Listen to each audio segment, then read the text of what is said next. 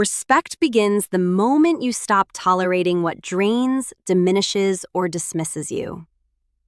The truth is, every time you excuse behavior that leaves you exhausted, you're teaching people how to treat you, not with words, but with what you allow. You don't lose respect because you're kind or patient. You lose it when you keep showing up for situations that take from you without giving anything back. When you keep shrinking to keep the peace. When you convince yourself that enduring discomfort is the price of connection. And over time, what you tolerate quietly becomes the standard you're held to.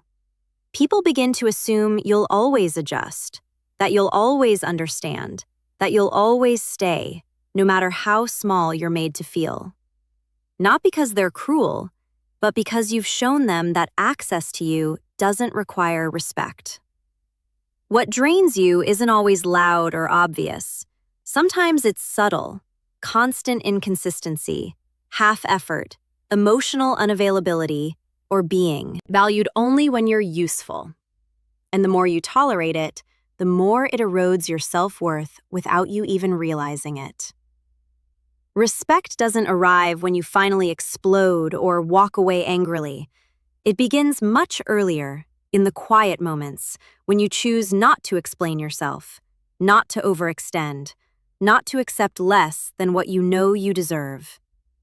The shift happens when you stop asking, "How do I keep this?" and start asking, "What is this costing me?" Because the moment you start measuring the cost, you stop giving blindly. You become more intentional with your time, your energy, and your presence. And that's when everything changes. People notice when you no longer chase clarity from confusion, when you no longer reward inconsistency with patience, when you stop pouring into places that keep you empty. Not everyone will like it, but the ones who matter will adjust. Respect isn't about confrontation or proving a point. It's about alignment. It's about no longer participating in dynamics that require you to abandon yourself just to belong. And the hardest part is this.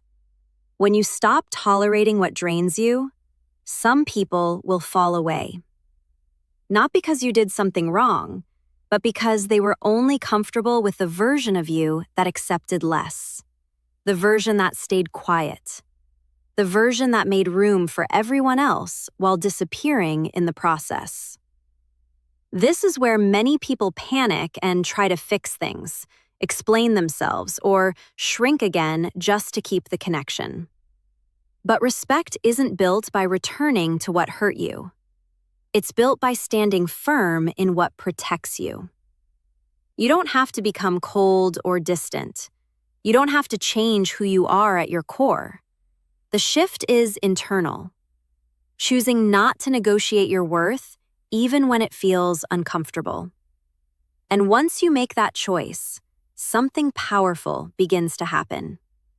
You start to feel steadier, less reactive, less desperate for validation. Because your boundaries are no longer a response to pain, they become a reflection of self-respect. People either rise to meet that standard, or they quietly remove themselves. And both outcomes are information. You stop chasing respect and begin attracting it through consistency with yourself.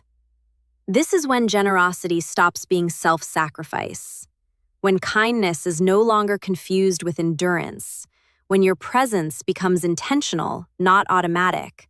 Respect doesn't ask you to harden your heart. It asks you to stop abandoning it. Because the truth is, the way people treat you is often shaped by what you're willing to accept.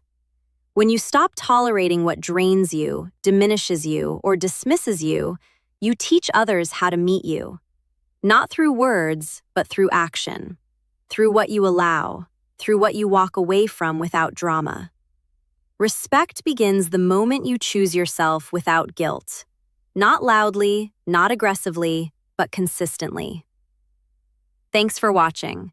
Don't forget to like, share, comment, and subscribe.